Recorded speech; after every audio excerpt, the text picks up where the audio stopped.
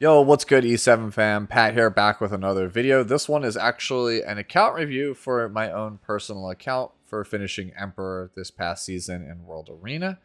I finished Emperor 3 times now out of the possible 4 times. The 4th one, which was last season, that I did not get. I fell short by probably maybe about 50 people or so. One of the main reasons I really try hard to climb in World Arena is I just want to kind of practice what I preach.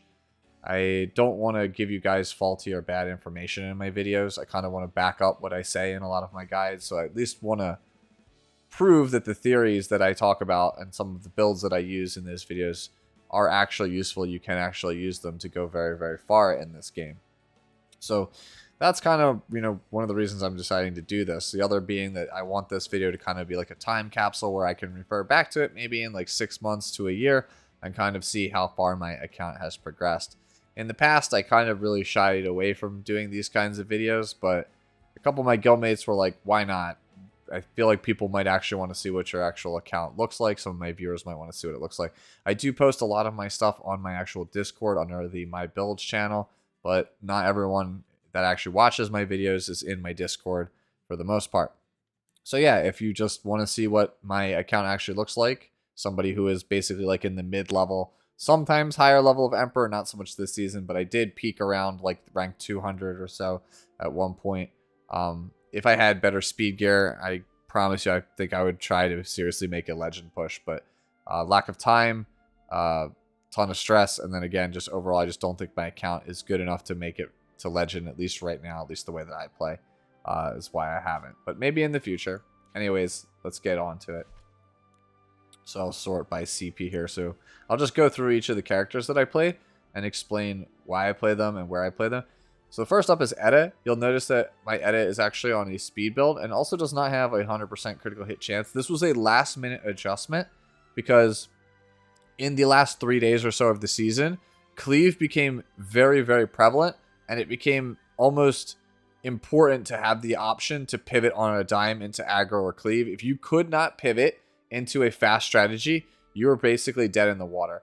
As much as I like hand guy and I like Roz and I like bruiser style drafts, the way that most of the people are banning in the Emperor and like the legend level rating, it is simply just too important to not have a character that's fast that can actually just, win the game for you. So when you have the ability to take a character like Etta, or you have the ability to take a character like Commander Pavel, you need to make sure that it works. And as cool as the like 210, 215 Etta build on destruction was, it does more damage this one, and it obviously has 100% critical hit chance.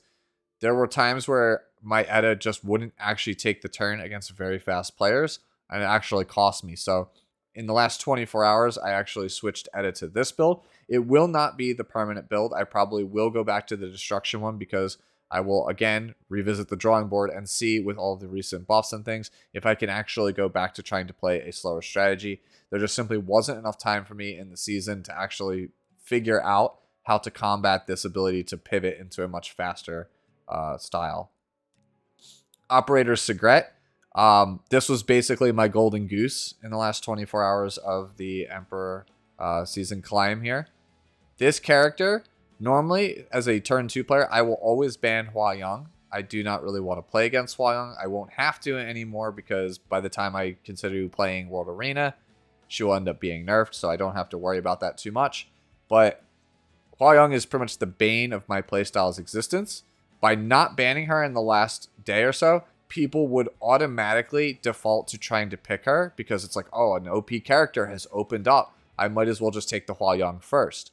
That lets me go into a draft with like DJ Basar and Operator Sigret, or Faithless Lidica and Operator Sigret, and just get a free win. I trapped so many people by knowing that they would take the Hwayoung first. They take the bait, which allows me to play Operator Sigret not only as a carry, but also a support character with a really strong S3 attack that gives an attack buff to the whole team.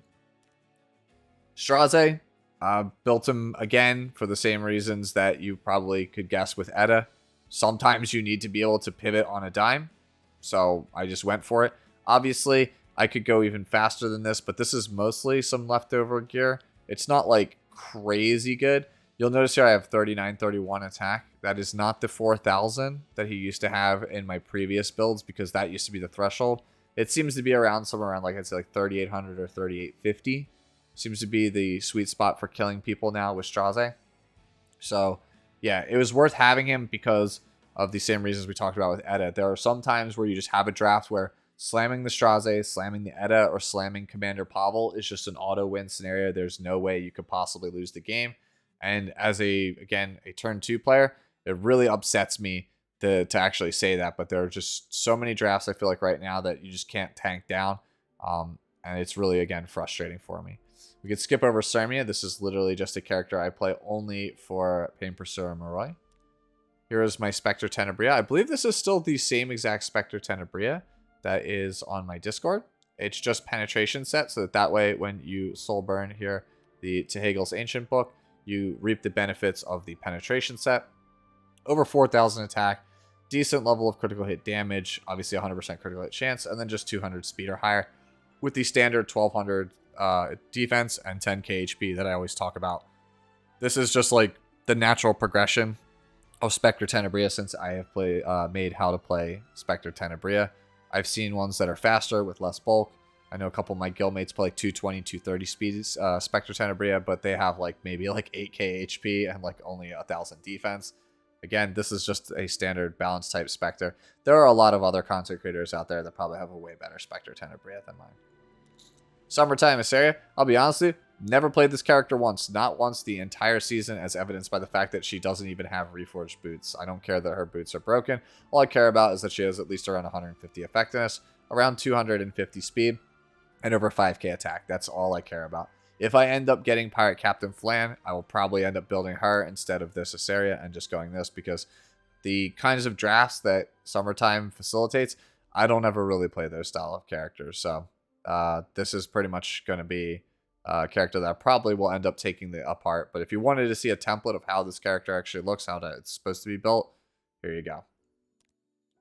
Sylvan Sage Vivian. This is actually a fairly commonly picked character for me when my opponent is trying to play like a mid-style draft with like Raz and Specter. This is usually my third pick for the draft that I'll use to counter that. It is relatively safe and pretty hard to kill for the most part. Does pretty good damage.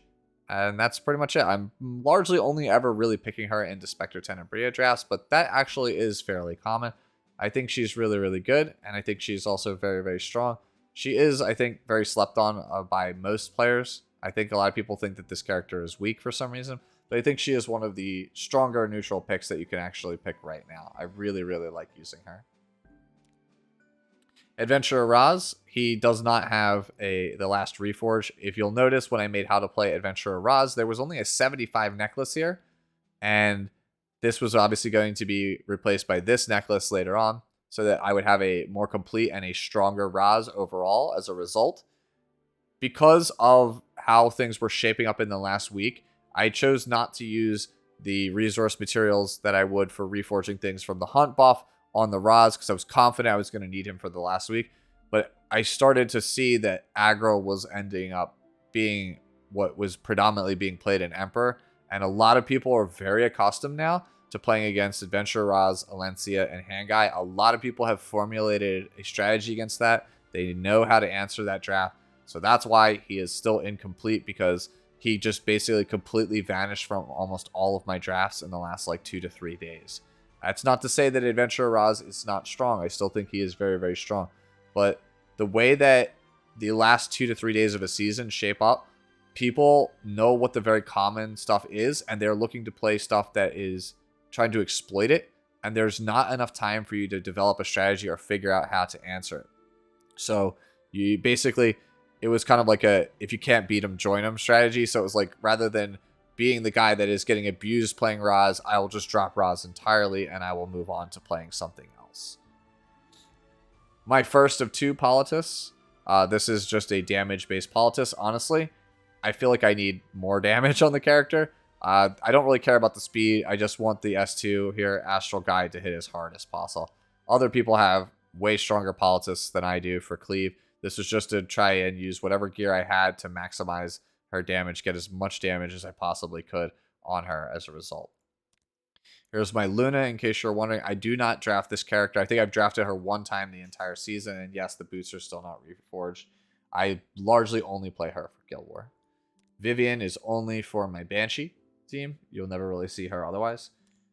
Commander Pavel, the character that I used my Grace on because I really needed it in order to kind of get there. I originally said that you only pull this if you are a cleaver, and I still feel that way, but I realized how much this character exploits slower players.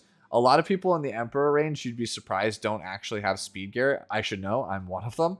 And if you recognize that it's a slow player, this character is just a free win. So I graced him and just slapped whatever gear I could using some references from other friends and other streamers. I just knew that his, the points I was trying to hit were over 5k attack, 100 crit chance, 350 crit damage, and as much speed at that point as I could get, so that way he wouldn't potentially get cut.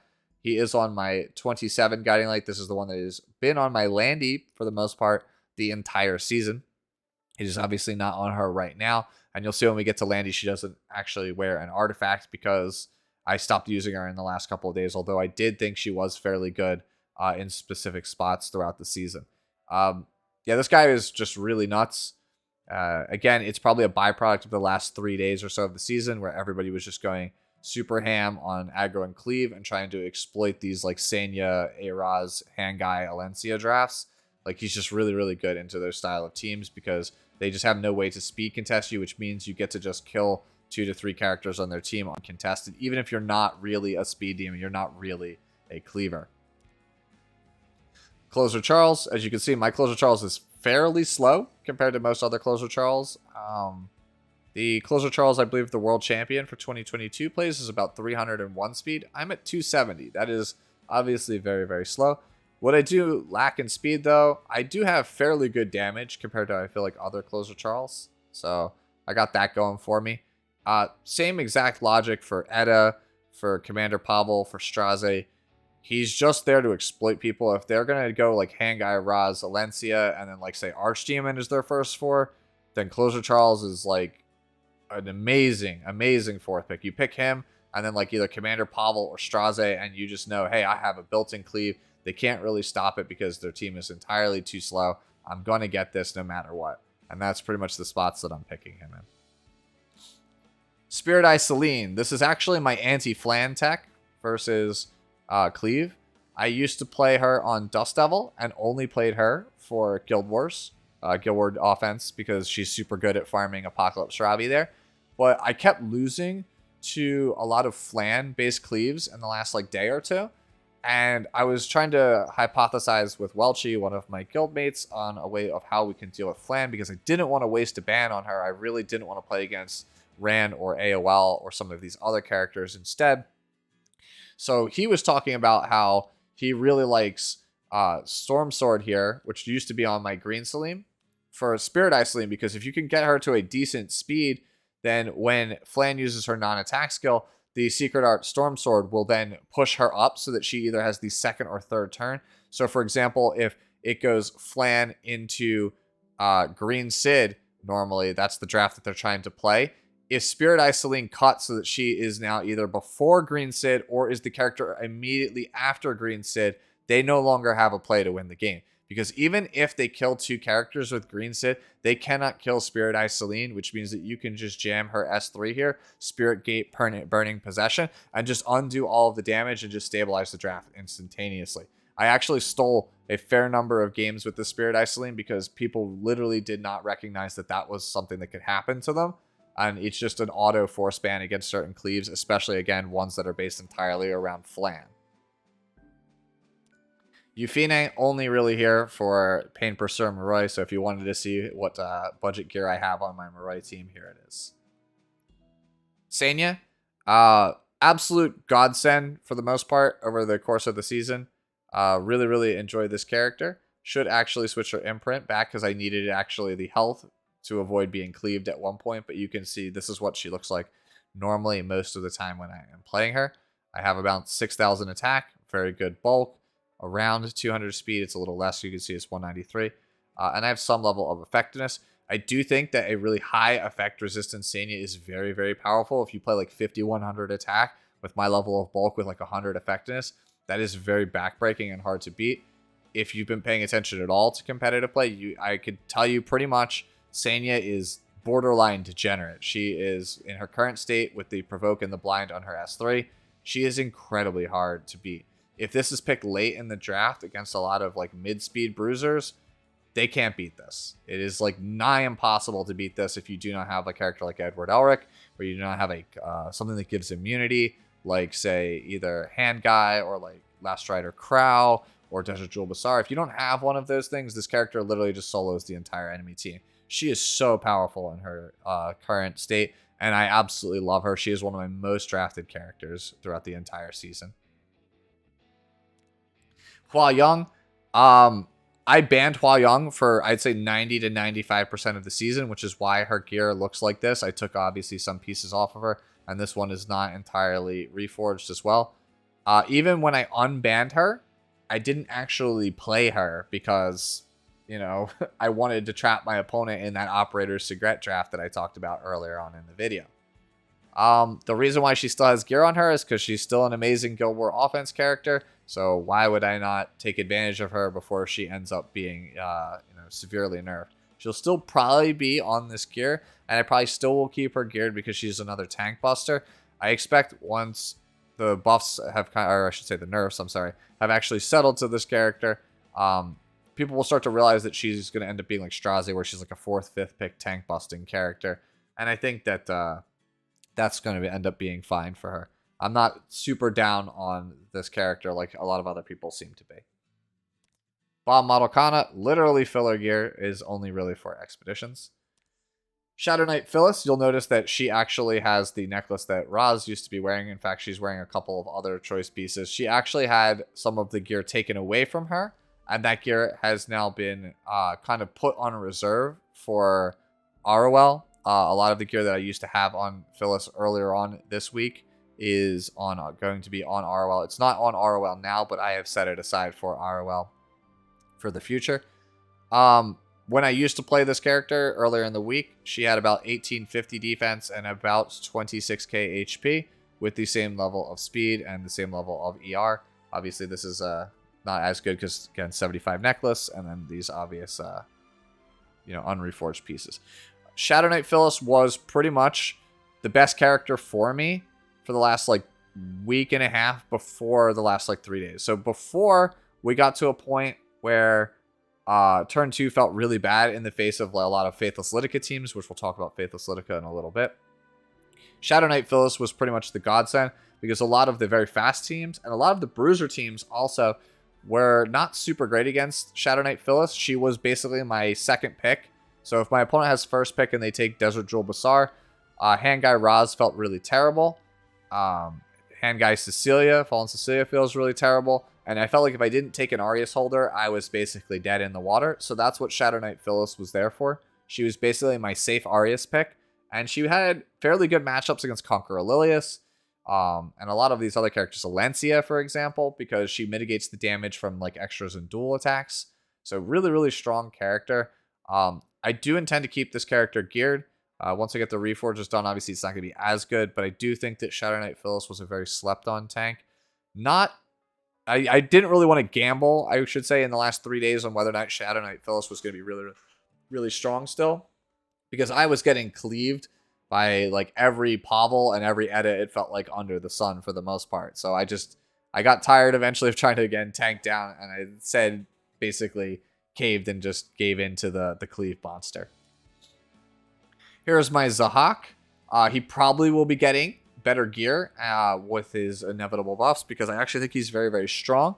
He is a character that I don't want to spend too much time talking about because I actually intend to do a how to play Zahak in the very near future. Obviously, Inferno Kawazu is coming first, but after that, I am pretty confident I will do how to play Zahak because I think he is a character that we're going to be seeing a lot more of in the coming weeks to months. Ram, just filler rage gear, literally on my Expo team. Conqueror Lilias. This one is probably going to be very, very surprising to some people. Look how slow my Conqueror Lilias is. I have played this character pretty much the entire season, around 285 speed. I moved Her helmet used to have an extra 3 speed on it. I used to be 287, but I needed to move it to, I believe, Straze, because it also had the exact stat line that I needed to make the math work for the stat lines that you already saw on him. But yeah, this character used to be about 287 with the same level of bulk. I am not a speed demon. I can't go 305, 310 speed like some of these other Conqueror Lilias. I simply just do not have the pieces to be that fast. The fastest I can get Conqueror Lilias, like, realistically, is like 300, and she has like only like 11k HP at that point. And in my opinion, it's not really worth it for me to actually do that. So I just built her as a bruiser with about 100% effectiveness once you factor in the 30 that you get here from Champion's Trophy. This gives me skin in the game against not very high effect resistance characters like Diene. So a lot of people build Diene with about 100 ER or like 150 tops. You very rarely see 200 plus ER Diene for the most part. So this Conqueror list gives me skin in the game if I actually outspeed some of these Soul Weavers and allows me to actually provoke them. But otherwise, you can see I have about 1500 defense, over 20k HP. I'm just here to have her be as tanky as I possibly can get her, and just be a disruptor and a role player. Really strong character. She was somebody I didn't fear pretty much at all in the earlier parts of the season, but as the season got, as I went deeper and deeper into the rating and the season went longer and longer, more and more people started to kind of play around Lionheart, Serimia, and the other counters they would have to Lilias, and she became more and more of a problem. Character is just absolutely phenomenal. Still one of the best characters in the entire game. Cecilia, just for expos. Again, not reforged stuff because it's not for PvP. This works fine for me. Rimuru Tempest, one of the better counter picks that I have against like Cleave, because I need characters that can actually cut against them. And he's just generically a menace for certain drafts. Really hard for Lionheart, Serimia, and a couple other characters to actually deal with him. Sylvan Sage Vivian, for example, if I get played against that. Anything that has like a ton of damage mitigation or very high defense but very low HP pools, Rimuru is there. Or I'll take him third if I'm really not sure what my opponent is going to play, because he's relatively good into almost every single team composition. As you can see, I have a decent amount of bulk as well as a decent amount of damage, over 3k attack, over 270 crit damage, decent speed, not like amazing, but with his S2 analyze and assess, I do get that huge combat readiness boost. Overall, really like playing this character. I love having Rimuru on my team. I really hate when my opponent has Rimuru on their team. He's a very polarizing character, but he's still really, really strong. I know a lot of people say he has fallen off. I still think he's one of the better characters in the game. Mercedes, not fully reforged on some of the pieces because I literally did just change her gear about like a week or so ago with fribbles and other things during free unequip. So yeah, stat line is still around the same ballpark as how to play Mercedes. It's just we decided to go with a counter set while still maintaining a decent level of speed. I believe this is going to come out to be about 185 speed when all is said and done, which is not terribly slow. I believe in how to play Mercedes, we went around 200 to 210 on speed set, and I thought that the counter set wasn't really that good, and I still don't think that the very, very slow Mercedes is not that good. It's super easy to play around. She's just really, really slow. I just want to have those same level of stats that I talked about in how to play Mercedes, but actually on a counter set, but not be like, again, super dirt slow. I just really like this character. I use her obviously on my Guild War defense, but I also think that she's still very, very good in RTA. There's not too many good red damage dealers, and sometimes your opponent is very green heavy and they have Specter and you don't really want to ban Specter, and in those cases Mercedes is like really, really good, and that's where I kind of draft her. I do really like the fact also that when you're on counter set, you can counter with her S1 Divine Bolt, and then you could also still proc the Magic for Friends Dimensional Rupture. You can get both of those back to back, and if you have an attack ball, that can just outright win games entirely. I don't play her often, but she's definitely a role player, and I definitely think she deserves to be built in almost every single player's account. Here's Unbound Knight Arowell. Obviously, couldn't play this. I'm actually going to scrap this. This is the one I showed on my Discord before. This is the one that I hypothesized after the Arowell Impressions video. I actually don't think that counter set with resist with these stat lines are, super, super worth it. Yes, you get the heal on the S1 shield thrust with the rune tree, But I think where I'm going to be going in the future is about this same level of speed, 180 to 185, but I'm going to go for like 1800 defense, probably 28k HP, and I will try to shoot for 200 ER if I can get it. Maybe 1500 defense, 28k HP, 200 ER. That's where I'm looking, because one of the things that like I was aware of but didn't realize how easy it was to get rid of was the escort buff. I knew that if it got stripped, this character would be in danger, but now that I have realized like how much effectiveness people are playing on like Conqueror Lilias now, and how much people are playing high effectiveness on like Peira and stuff, I really, really want to make sure that my escort buff sticks around. So I think 200 ER is probably going to end up being the absolute floor for this character. Here's my Arya. Yes, with her comical 78 helmet, and we were just playing it because it gives 15 speed. Yeah, this character was actually clutch. I used to meme on this character. Didn't think this character was very, very good. And I still think that she has some issues. I don't think you pick her all the time. She's very much we pick this 4th, 5th pick when my opponent's team is like Hwayoung, Apocalypse, Robbie, and nothing else. Or my opponent has just only single target DPS. Like if they're like on maybe like an Edward Elric or something. I don't know. Maybe not so much Edward, because obviously you have the blind on the S1 and he'll just counter you. But you get the point. If they're playing a heavy single target team, Arya is super, super good. I think this is a pretty good stat line to shoot for. 1900 defense or higher, 250 speed or better, over 100 ER, and then as much HP as you can actually get. You'll notice that I have some critical hit chance, so that way I have a decent chance of like actually getting some bonus damage. It's not really necessary. If you don't want critical hit chance, you don't need it. All of the heavy lifting actually comes from this artifact, Fairy Tale for a Nightmare. So she basically just becomes a way to just win games for free against those single target teams in a similar fashion to how Archdemon Shadow can just win against certain characters. Angel of Light Angelica, I actually moved some gear off of her again during that free unequipped session. For the most part, 1500 defense, as much HP as I can get. 220 speed. The reason for this is because people started to go slower on hand guy. And, you know, if you had AOL go before hand guy, it felt really terrible. So if you have AOL be 10 speed lower than what most people are playing hand guy at, which is 230 to 240, then you basically, they take hand guy's turn. They don't want to press S3. It becomes AOL's turn immediately after that. She presses S3. And hopefully now everyone is silenced and unbuffable, like their slower bruisers like Alensi and stuff, and they get no value out of the character. That's why the character is built this way. As much effectiveness as I could get, while also still having some effect resistance, because I wanted to make it as frustrating as possible for them to actually kill my Angel of Light Angelica. I could see Proof of Valor, if you have an extra one laying around, being another thing. I just kept losing to really frustrating AOLs so at some point in the season, so I decided to just, one, pre-banner, and two, if I wasn't going to, it's because I wanted to play her and I wanted this really frustrating AOL.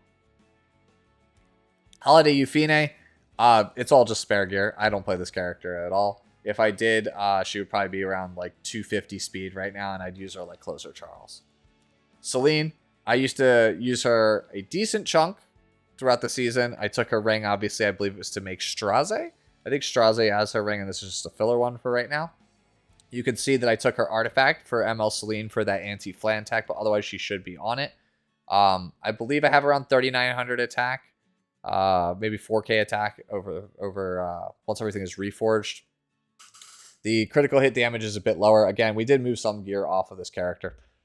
For most of the season, though, she was about 4k attack. I want to say like 280 crit damage, 180 to 190 speed, about 1,000 defense, and as much HP as I could get, which is either the high 12s, low 13s. That's pretty much where I was playing her for most of the season. It's really hard to pick this character. I think that I will probably revisit her and give her much better gear in the off season, because I think she's going to be really important to play against Lua, for example. And I do always really like this character. If you've been watching my channel for a long time, you know how much I really, really love Celine. She just I kind of just had to take a bunch of stuff from her because she really isn't all that right now. She's not really super favored. Even against the characters that she's designed to counter, there's just a lot of counterplay against her. So hopefully she gets a little bit better. The meta shifts in such a way that she's a little bit more viable. Solitaria of the Snow. One of the most played characters for me in like the last like 2 to 3 weeks. She's just really powerful overall. If your opponent just doesn't have a cleanser, this is almost like a free win sometimes. If they have Rimuru Tempest, it's usually the character I slam. If they go Rimuru plus Archdemon Shadow, I am absolutely slamming this character. One of the big things that people forget here on this S2, I want to go home, is that it basically makes it so that they cannot gain any focus. So you don't ever have to worry about Archdemon Shadow S3. You don't have to worry about, obviously, Remnant Violet counters. You don't have to worry about Seaside Bologna, things like that. Character is just really, really obnoxious. She's as I thought she would be when I said what I said about her buffs. She's just a debuff version of Specter Tenebria. Certain team comps just have no way to access her, and she just wins the game entirely for free just for existing. I am super, super happy that I randomly pulled her a couple months ago. Troublemaker Crozet. I only really pick him against Cleave. He is just simply here to hold the line and make sure that whoever I put in the back line survives against Cleave. His stats are a bit worse than how I used to have him in the past, but that's because I just don't have infinite amount of tank gear, so I just put him on what I could to actually make him usable. Here's my Landy. As you can see, the 27 Guiding Light was scalped from her. I just went for a decent chunk of bulk here, so that way I could survive. I feel like the way that we used to build Landy in how to play Landy, it just isn't tanky enough. I think you need to go like 10 to 20% tankier if you want to play her in that same 200 speed bracket, or you want to play her on like counter set. If you want to play her on counter set, man, you probably even need more bulk than what I have, like maybe even like 17k HP and more defense, like 1350 or something. Even if it costs you some damage, I think you need to do it. I just didn't want to have my Landy on like very fast gear that gave a lot of damage anymore, because it just prohibited me from being able to gear specific characters on my account. Like, it was like, have the fast Landy or have like these 3 other characters built. So compromises needed to be made, but I still wanted Landy because I still think there are times where, like, if the opponent has a slow team with like Diene, Landy really is that important to have. So I never do not want to have Landy geared, is what I'm trying to say. I still think she's good. She's just not like broken like she used to be. Here's my hand guy. Eventually, I want to switch him over to Unity set. You can see he is a bit slower than when I made the how to play hand guy video. The counter set has paid absolute, like, tons of dividends on this character. Counter set has won me so many games on this character, and I don't think I want to go back to playing speed set on him anymore. I know that I said that Unity and counter set are very good on him in that video, because the S1 really can decide games with its 15% combat readiness push on him and somebody else. That is still true. This is a hell of an S1. If you get like 3 counters in a row on Mediator Kawerik, it is just disgusting, man. Like, you just run away with the game. It just provides too much value. I think a lot of people just, again, started to move away from speed set because he was going too fast and he was getting exploited. And now obviously the AOLs are going slower than him. So if I'm going to be going for a slower mediator anyway, I decided I'm just going to go for counter set, get as much bulk as I actually can on the character, and just try to play for those lucky counters, because, man, when they happen, again, you just run away with the game. Peira, I have to have a speed contest unit, and considering Desert Jewel Basar was pretty much always banned or taken most of the time by either me or my opponent, this became a almost necessary character to have geared in the last 3 days, so I just kind of yanked a lot of my speed gear off of other characters, particularly Assassin Sid, to make this thing. I just went for 300 speed because I felt like that was a good benchmark. If you're much faster than 300 speed, I wasn't going to win that race anyway, so I decided I'd just go for 300 speed, over 100 effectiveness, and then get some level of bulk. I originally wanted 12 and 12, but the way that this gear kind of worked out, we ended up with 1511. You can play whatever bulk you want. Primarily, Peira as a character is just as much speed and effectiveness as you can, and then bulk is secondary. Again, I wanted over 300 speed so that way I could feel intimidating to some people. Like, you know, oh man, he has a Peira. Well, what if it's a fake Peira and it's only like 280 or 290? No, I wanted to make sure it was at least 300 so I could, you know, be threatening to some players. Seaside Bologna. I believe this is just my one-shot Wyvern one. Yes, this is my one-shot one. I actually do have a lifesteal one, but I'm not really sure if she's actually still geared. Here is Apocalypse Ravi with her new skin, in case you haven't seen it. Yeah, I used to play her around 1350 defense, 26k HP, and like 280 or 290 crit damage with like 205 speed for the majority of the season. And then I realized everyone was just playing 28k Apocalypse Ravis, and it felt so degenerate and so difficult to kill. So I was like, screw it, just scrap my build. Let's look through everything, math it all out. Okay, cool. We can use the gear that I have here to make sure that she's on speed pen with over 28k HP and still have around 1300 defense. My critical hit damage is low right now. With swaps, I should be around 270, but I just don't have any critical hit damage swaps left over. I just don't have any boxes, and I've already used my 2 for the month for October for other characters to make sure that they were in line. Eventually, it'll be 270. I promise you, once I get the rest of the swaps, it'll be this stat line with 270 crit damage. And for me, that's fine. I've seen way better Apocalypse Ravis than mine. They're just like absolutely disgusting. I've seen ones with like 280, 290 crit damage with like more bulk than me. They have like 1400 defense and like 28.5k HP. So I know I don't have the best A-Ravi, but I think this A-Ravi is good enough. This is a character I first picked a lot in the last couple of days.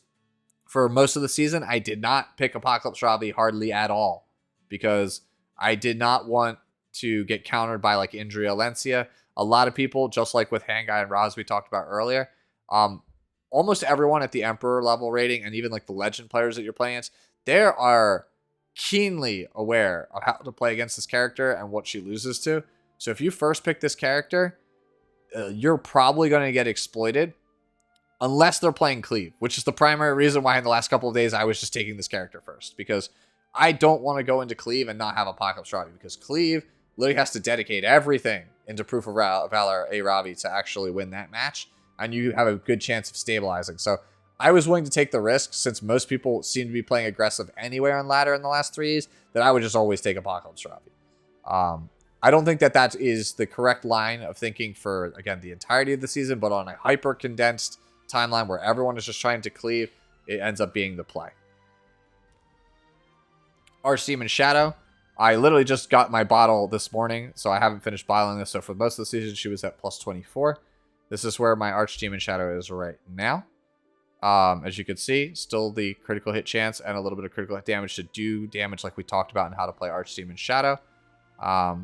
Much higher defense than you're probably used to seeing me. I used to play 16 and 1600 defense and 17k HP. This is roughly the same level of effective HP, I believe, at 1900 defense and like 15.5k health. So yeah, there's pretty much that. It's largely the same, just with like the defense and health swap that you're probably used to seeing. Character is absolutely cancer though. Getting a lucky counter on this character just decides games, and she's just a safe pick. Like, this character is just like Rimuru. I love having Archdemon on my team. I absolutely hate having Archdemon on the other side of the team.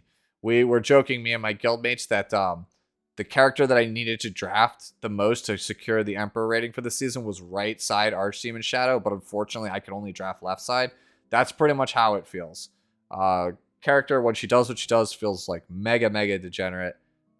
Very akin to Senya. Like, there are times in this season where I would go like Hangai Raz, and then I would confirm, okay, they're going a slow draft. And then I would just go like, but they hadn't really picked any damage yet. Like, they just picked like slow utility characters. And I'd be like, cool, Archdemon Senya. And that is just such a miserable experience for the opponent, because it's like, yeah, like, whatever I pick to counter Archdemon just loses to Senya. Oh, whatever I pick to versus Senya just loses to Archdemon. So yeah, it's a very miserable draft. One of the strongest characters, I think, overall for this entire season.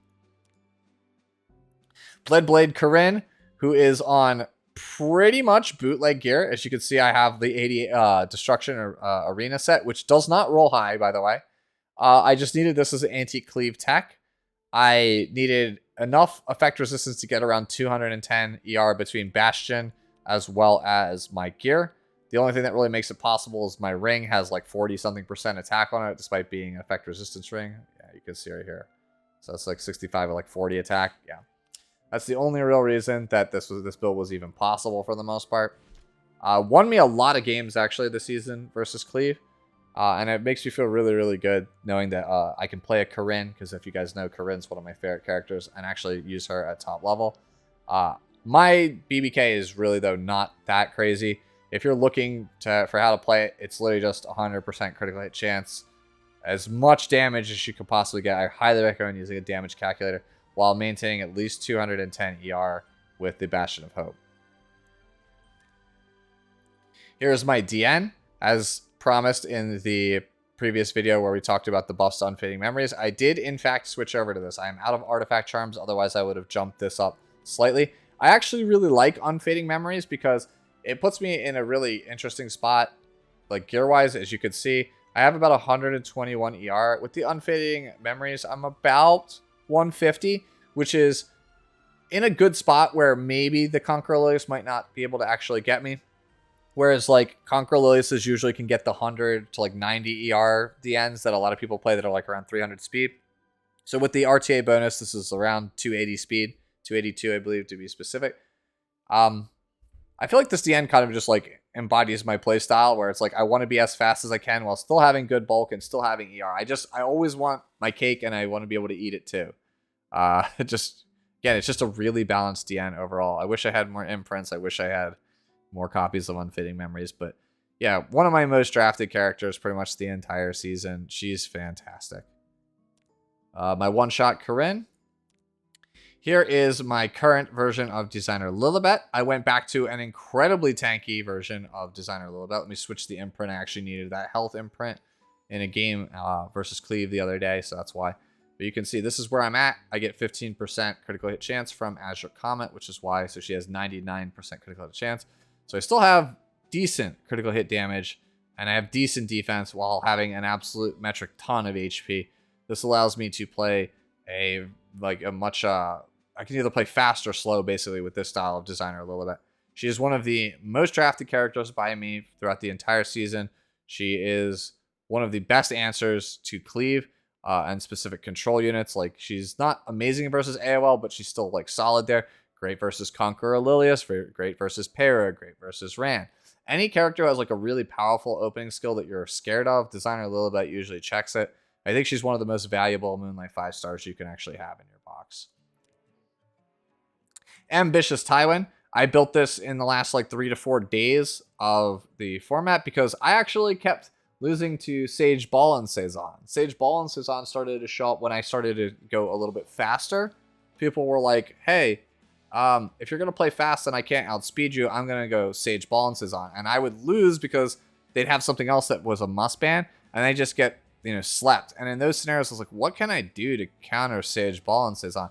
And then I remembered when Rimuru's banner came out, I pulled Ambitious Tywin, and I straight up just never built this character, like at all.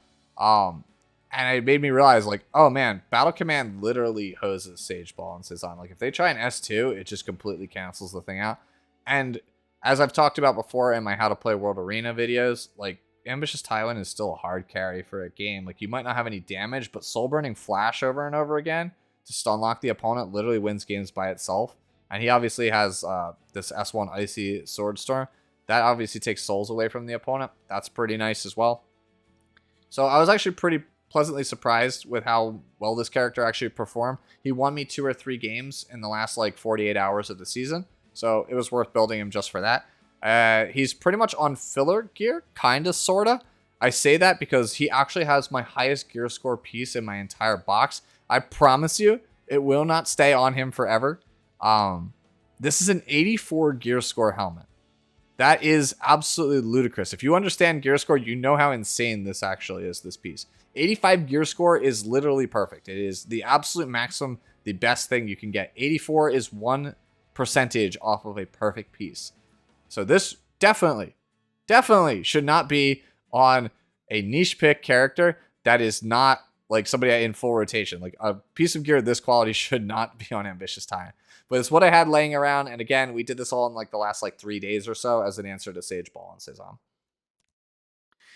Edward Elric, one of the most drafted characters for me since he got his most recent round of buffs. I know I was basically upset and very annoyed that the Full Metal Alchemist of all characters wasn't like broken and like meta defining. He kind of really is. It's just not the way you think he is. When you are playing against characters like Ran or Peira or like Conqueror Lilias or especially Senya, Edward Elric comes in clutch. Those characters can't press S3 against Edward Elric because otherwise they are in just a very, very miserable spot. If you were getting provoke locked by Senya, build Edward Elric. He really is the answer to that character, because if they press S3, his S2 equivalent exchange will pretty much always strip the counter buff off of the Senya, and that's really, really powerful. Again, one of the best counter picks, I think, pretty much for this entire season. He is phenomenal. You just want to have over 22k HP, get as high as you can get on the HP, some level of defense, good amount of critical hit chance and critical hit damage if you can get it. For the most part, I think Sigurd Scythe is probably the best option for him, but I went Symbol because 1, I'm greedy, and 2, I don't have enough Sigurd Scythes to go around, so I had to make a compromise somewhere. I wasn't going to play certain other characters in my box without Sigurd Scythe, so I decided to go with Symbol. Never really had success with my like plus 15 Sigurd Scythe on him, so I just decided, you know what, screw it. I'm just going to leave him on Symbol. But I do think Sigurd's is probably the best thing you could play on him, because when you have a really good Edward Elric in the matches he's good against and he's on Sigurd's, I feel like it's unlosable. He just starts to feel like a Rowana style character there, where it's just like, if you don't ban this, this is an auto loss. So, again, sorry for doubting you, Edward. You really are one of the better characters in this format. This is my one-shot Celestial Mercedes for both Golem and Azimanic 13. Here's my Destina. I actually changed her necklace with somebody else, but that said, she has been very clutch over the last like 48 hours or so of the season.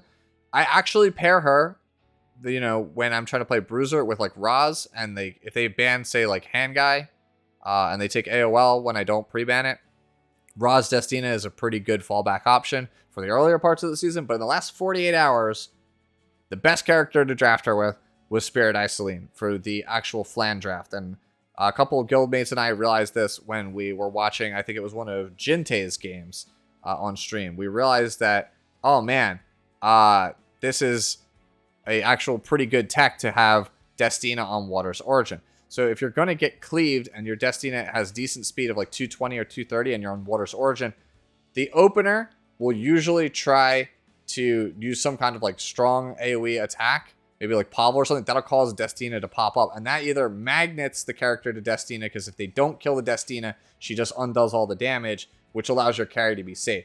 So what you do is you pick Destina, and then you also pick the Spirit Eye Celine. And what ends up happening is if one of them makes it through, they put them in the same scenario. Like, hey, Sid is going to go second or whatever. If you don't kill this character, which you probably can't, then I'm going to be able to revive and undo all the damage. So she's really, really strong. Destina is probably the second or third best Soul Weaver right now. She might be the second best. There is very clearly a #1 Soul Weaver in this format, and we haven't gotten to them yet, but I will talk about it. Destina, if you have her, build her. She's incredible right now. And again, Water's Origin, so that way when you play against aggro players, you actually have the ability to make that play where you cut in front of them. If you've been on my Discord, you've probably seen this Fallen Cecilia over the last like week or two. I created a monster. I realized that the best Soul Weaver in the format, which is Desert Jewel Basar, and we will talk about him at this video, that character is super busted. And when you have him, you can do really unfair things like take Fallen Cecilia and then either pivot into an aggro draft or just tank down, and it's so difficult for your opponent to actually beat it, because without having both DJB and OpSig together, it's very hard to beat Fallen Cecilia. So what I did was just double down on all of the bulk, because when you have a really tanky Fallen Cecilia and DJB, it feels impossible to lose. So I went for as close to 35,000 health as I possibly could get, while having an absolute ludicrous amount of defense. I let it be known that this character survived a attack buff like 7 or 8 stack Hellcutter Little Queen Charlotte with a soul burn, and I still survived the judgment. She is that tanky. I literally survive like everything. So yeah, this character absolutely super thick, and I'm glad that I was able to find a way to actually use her. Because if you remember from How to Play Fallen Cecilia, she is one of my favorite characters. She is my most used character in Epic 7 history, and I intend to keep using her going forward. Here's Kairon. I just built a counter Kairon with some spare gear that I had laying around because, again, everyone was cleaving at the end. I have to have some level of anti-cleave. Here is my Injury Alencia, which I think is pretty good. The there was a specific content creator, I will not name names, that said that my Alencia was really terrible. I like to think that she's pretty good. So yeah, this is my injury Alencia. This is the primary reason I wasn't really afraid to not take Apocalypse Robbie first throughout most of the season, because injury Alencia with stats like this, you'll just absolutely murder the Apocalypse Robbie. I am on the Alensa Noxus Wrath for the critical hit chance, as well as the combat readiness boost. Probably, if Hangai and Raz are not my two most drafted units this season, then Alencia is definitely up there. She's definitely like in the top 5, I feel like, most drafted units for me this entire season. It feels like Raz, Hangai, Alencia, Diene. Researcher Carrot, I just needed another anti-red character, so she's just kind of on some like leftover gear. You can see I don't even have like reforges on this stuff. Just try to get her to have decent speed, decent bulk, and as close to like 4K attack as I could get without like really gutting other characters for the most part. Didn't come up too often, but she did win the games that she was going to win. One big takeaway I think I want people to take away from this video, I know we're getting pretty long into the video, is I want you to realize that you should just have a really deep box. If you have a lot of gear, just have a deep box even if all the characters are not super well geared. It's better to have a tool than not have access to a tool. That's basically what I feel like you should take away from this video. Here's Violet. He used to be a lot better in the past. I used to have way more HP and like better damage overall. I used to be on pen set. I'm on immunity set because I don't want to just like auto die to Summertime Iseria, her bombs, or like say like Captain Flan. I want to have to make them work for it. Violet's whatever, man. You guys probably already know how good or bad Violet actually is. I think I lost almost every game that I played with him in the last like week or so. So like he's really not all that. But if you want to see what my Violet looks like, here he is. I think there are much better Violets than mine. I'm sure a lot of people who are on my Discord, if you're watching this, you probably also have a better Violet than me. I've seen a lot of you guys post yours. You have more HP. You have like 30 more speed. You have more damage. So yeah, this is literally just like a filler Violet. Lionheart Serimia, this character really hasn't changed that much at all since I discovered that Proof of Valor is the way. Anybody who tells me Durandal is the way, you must have absolute crack gear. The number of games that I have inched out and won off Proof of Valor is astronomical. I tried playing Durandal on the recommendation of some guildmates because that's what other Legend streamers are playing. Nah, bro, I got smoked every game. I will never not play this character on Proof. At least until somebody can convince me that something is better Proof of Valor on her. One of my most drafted damage dealers in the entire format. That's largely because everyone plays Alencia and because everyone plays Conqueror Lilias, and she's super good into both of those characters. So that's why. You guys already know, man, I love Serimia. She's on my YouTube banner for a reason. She's one of my absolute most favorite characters in this entire game. Faithless Lidica. Man, this is like the calm before the storm character. I talked about in my Alua Impressions video how Faithless Lidica was really strong because she was super safe, and Lua is just like that amped up to 11. Man, even I could not have predicted how busted this character was in the last 3 days. This character literally just absolutely smokes every slow composition, it feels like, in the entire game. Because you can just reset Raz S3 and his S2, Hangai S3, because you could soul burn this and reset like Destina S3. You could reset Senya. Like you could reset any like BS thing you're worried about that's on a slow turn 2 comp. This character just shuts it down. And how do you answer it? Because unless if I'm banning like AOL and Ran, right, as my pre-bans, you need to have a fast AoE character. So like what are you gonna pick? Peira? You're gonna pick Lyca? Like that's pretty much it. You have to show me Peira or Lyca for Faithless Lidica to not just like roll you. You can't pick Politis or Celine because it's not a non-attack skill like some of these other fast disruptors. The character just feels busted because there's like no real answer to her. Even if you outspeed me with like Green Sid and like Watcher Shuri and all this crap, I'm still in Guiding Light. You can't interact with me most of the time. And that's really busted. Like this character has shown me that Guiding Light is like absolutely beyond busted in this current meta and really should not exist in its current form. We either need more anti-stealth characters than just Milam, or like this thing just needs to like get gone. Like we need something because this... There were games where my opponent outsped me with 3 characters and I still cleaved them because I had just Apocalypse Robbie under Proof of Valor and then 3 Guiding Lights. That is super unfair. This character, yeah, again, I basically built her in like the last like week or so. As you can tell, I just don't have like any mullahs in her like whatsoever. I literally just whatever I could, you know, craft. I would make 4 of her catalysts every single day and just keep going and keep moving. Character, I think, is one of the main reasons I was able to maintain and finish Emperor. This character is just beyond bonkers right now.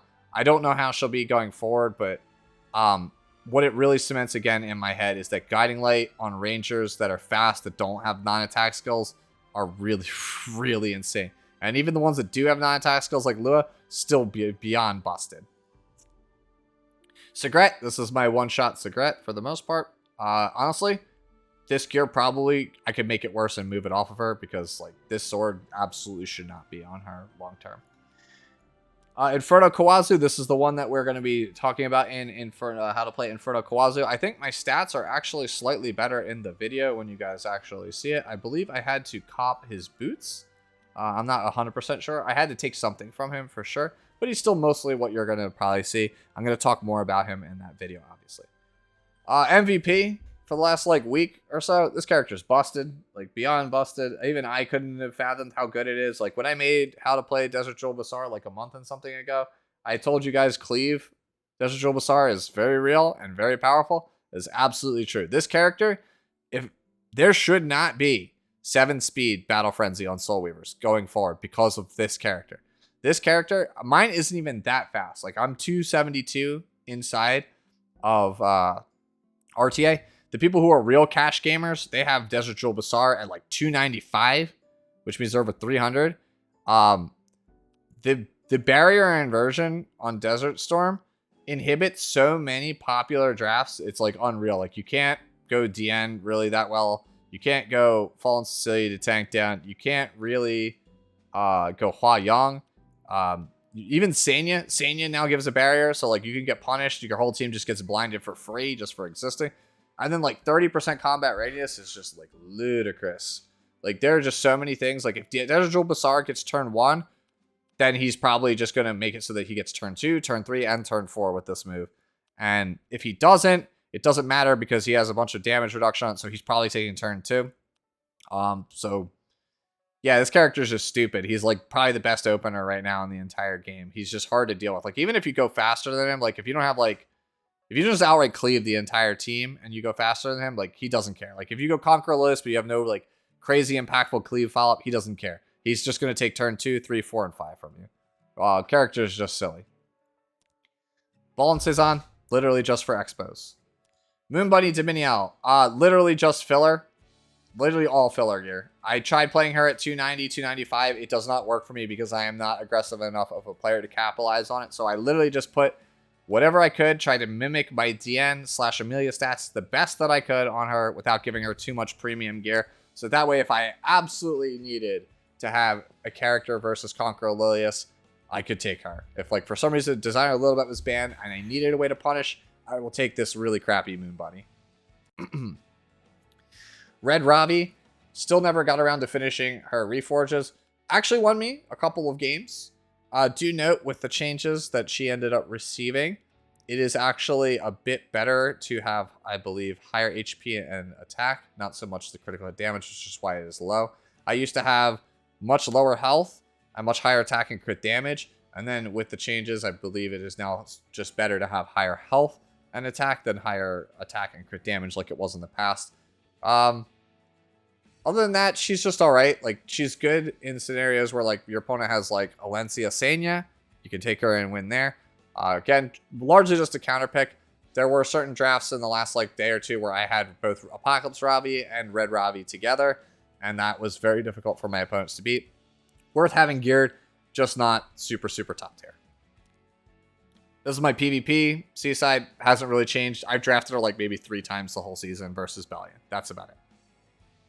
Speaking of Belian, I heckin' love my Belian, dude. I know people really don't like my Belian because it's like not a lot of critical hit damage and it's, you know, it's slow, but it's not super slow. I think I have everything. I'm just super well-rounded. I have good bulk. I have okay speed for a counter build. A lot of people are playing like base speed, it feels like now, with like 28 or 29k. I have a decent chance to nag you with the critical hit chance. I bumped it up a little bit from how to play Belian. You remember I used to play about 55 because I wanted to just go for the coin flip. I just wanted a little bit more consistency. I figured I could bump my critical hit chance by like 20 in exchange for like maybe like 8 speed. And I was like, yeah, sure, I'll make that trade, especially because I was getting more defense out of the exchange. I play her a lot. If she's available, I play her a lot. I really like my Belian. I know injury is probably a bit better. If I actually end up pulling a second Belian, best believe I will also build an injury one as well. Armin. I vowed at some point throughout the season that I would get around to reforging this character, and I never did. I literally never got around to reforging anything on this character, but for some reason, she kept winning for the most part. I believe I ended up taking the body piece off of her. She used to have 14k HP with like only 28k, 2800, I'm sorry, defense on this character. So the logic for Armin is because of how she has this built-in counter on her S2, and it will make it so that the S1 is an AoE with a stun chance. You just build her with really high defense because that's what she scales off for damage. Her damage multipliers are all defense, and then really high critical hit damage, and then you just build her dirt slow. Basically, your opponent tries to cleave you with like Ran or like any of these AoE characters, and they proc Elbros Ritual Sword or proc just innately the S2 passive. You'll counter with S1 takedown, and it's going to do like 50% of their entire team's HP and probably stun at least one. If you get like a 4-man stun, cool, you just won. It's a very coin flip character. It's why I'm so down on Violet, because why pick Violet into those cleave snares when I could just pick Armin? She won me a lot of games. Not really that good in the last like 2 to 3 days, and I think that's just because I low rolled on her. I just never really got any counters, and it kind of sucked. But earlier on in the season, she was like borderline MVP at some point. Shu. My Shu has less health, I believe, than she used to. I ended up taking a piece from her, but she still has fairly good HP and really good damage. You can see I have 280 critical hit damage, still around like 160 speed. I went with Snow Crystal. I used to play her on Symbol for like ludicrous damage, but she was still killing people even with Snow Crystal, and I really liked having the anti-crit here, the non-critical hit resist. Basically, what I'm trying to say is that Moonlight Dreamblade for Warriors was a mistake, especially on this character. She's just like an RNG Fiesta. If you have her and Alencia together, along with like Raz and Hangai, the draft feels like unlosable unless they do that Faithless Lidica cleave with Commander Pavel that I talked about. Here is the Politis that I took with the Selector, the 4th year anniversary Selector. I took a spare Politis because I was tired of swapping the one Politis that I had between damage and control. By having 2 Politis, I don't have to worry about that anymore. This is literally just me playing for the Abyssal Crown. Against slower and more bruiser-based characters, damage Politis, they just tank through it. They don't care at all. So I just was like, all right, I want to stun Politis. Not done Mullet. Again, I'm starved for Catalyst. I'm trying to work on too many projects. Ruel of Light, didn't really play her the last like week or two. I stole her Water's Origin and threw it onto Destina for the reasons we talked about with Destina. This is pretty much how my Ruel has looked pretty much for like the last year and something. If you've been following me, you know how much I love my Ruel because she's a nice, like, decent amount of defense, decent amount of health, good speed on Revenge with over 200 ER. If I have the one thing I've been looking for in the last year is to replace this here, this sword, because it's really bad. It's not super great, I believe, gear score wise. I think it could be a bit better. Even this helmet probably could be a bit better. So I'm always looking for a way to improve her. I really like her. The fact that I have these stats, I feel like, without having any imprints also, I feel like is also pretty impressive. Rowana, largely filler gear. I just wanted to have decent bulk so I could use her for Expedition. And then I have her on Stella Harpa so that way I can 5th pick her against like Solitaria, or I could pick her against Archdemon Shadow and just win those games for free. Clury, normally I was just using her for Advent. She's not really somebody that I play in any capacity. Baiken, this is my Baiken for not only Expeditions, but it is also for my Banshee one-shot. Tamarin, filler gear, always pretty much for Expeditions. Commander Lorena for my quote-unquote fast KD's hunt run. Not really something I use for RTA. If you're looking for a character for KD's, try and emulate my stats. She's really strong. If you pair her with Sinful Angelica and Camilla, as well as, who is the last one? I believe it's Tamarin. I'm not really sure. No, it's Iseria. I'm sorry, green Iseria. Blood Moon Haste, largely only for Guild War. I picked him maybe like 3 times throughout the entire season. He's just good when he's good. Anti-revive character. Cerise, literally garbage gear, only for expeditions. Fighter Maya, only really for Guild Wars, only really for, what was I going to say, for Advent. Little Queen Charlotte, only really pair her with some kind of CR pusher, like say either like an Amelia or a Diene for the most part. I don't believe I actually have Amelia geared right now. This is pretty much how my Little Queen Charlotte has looked, I believe, for a couple months now. If you've been following me for a long time, you already know like what my Little Queen Charlotte looks like. Red Charlotte, decided to rebuild her once I got extra copies of Spear of a New Dawn from the Mystics, because I already have a plus 31 on Senya, so yeah. She's just good when she's good. If they don't have Hand Guy and they have like Specter and like Landy, then I feel pretty confident about picking her there. That's pretty much the only time I really use her. Rem, took her helmet for something else, so it's just like a filler piece. I just wanted to go less attack. I used to have like 3,200 attack. I just want her to survive. She feels so much more squishy than Shu that I just wanted her to try to emulate Shu stats the best that I could on Rem, and this is the end result. Terran Regard, literally only for expeditions, as you can tell by like the non-reforged gear and like the unfinished artifacts. Leica, don't really play her for anything. Crow, don't really play him for anything. Rose, I normally play her for expedition, but don't really use her anywhere else. Let's see, is there anyone else? We gutted Remnant Violet here. He was primarily used earlier in the season, but not towards the end. Milam, I had to take these 2 penetration pieces in order to make something work. I forget which character it was, but this was a last-minute change in the last day. Normally, I would play Milam for the most part.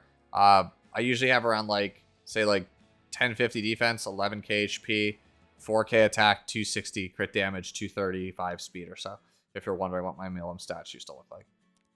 Is there anyone else that we can talk about here that like I didn't mention that actually matters? Amelia, I went for a high like 200 effect resistance Amelia. I'm sure if you check my Discord, you could probably see it. And I don't think there's anyone else like really that I wanted to play this season that I didn't get around to. Maybe Roy Mustang. I plus 15 only because I really like the character, but he does not fit my playstyle. So yeah, there we go. It's been a while. Been very, very, very, very long, right? For this video, but I figured you guys might want to see it. So let me know down in the comments below if there's anything else you want to see, any other questions you want to ask. Hopefully you enjoyed this. I recognize it's long, very off the cuff, but again, I figured you guys would enjoy it. So yeah, have a good day. Enjoy the rest of your week. I'll catch you all in the next one now. Bye-bye.